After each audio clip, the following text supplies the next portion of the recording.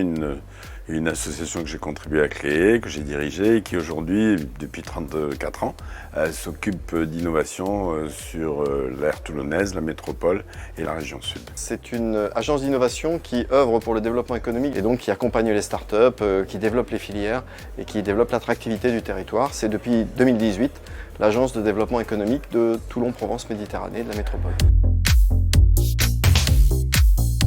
Un grand nombre d'entreprises qui travaillent dans le numérique, que ce soit pour des industries comme la défense, l'aéronautique, que ce soit pour du web, que ce soit pour toutes sortes d'applications que vous viviez tous les uns et les autres aujourd'hui.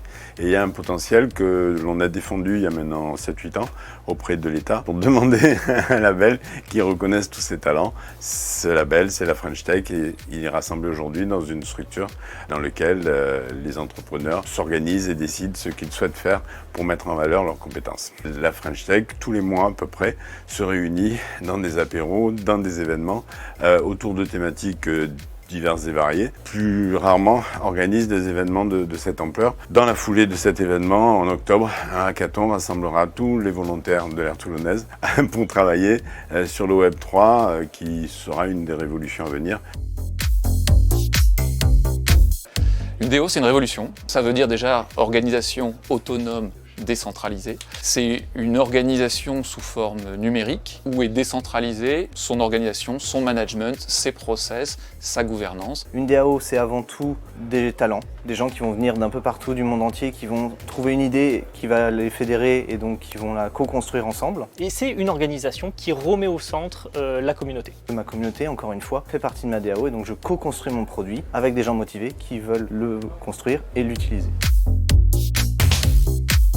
Elle peut et elle doit, parce qu'elle a tous les atouts pour effectivement devenir cette capitale nationale. D'abord parce qu'on a cette opportunité avec des founders qui arrivent ici. On a effectivement une taille qui permet effectivement d'animer cet écosystème, de le faire réagir très très vite. Donc on a tous les ingrédients de la recherche, de l'accompagnement, du développement économique qui font qu'on a les atouts pour effectivement devenir le lieu au monde où il faut développer une DAO et où on aura envie de venir pour développer une DAO. Bref, la DAO Vallée.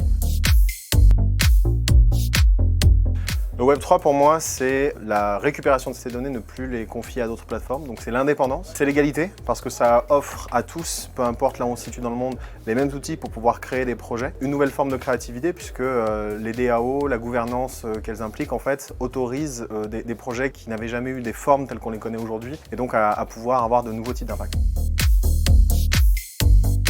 Le Web3 porte une promesse en fait de partage de valeurs entre les uns et les autres au sein d'une communauté.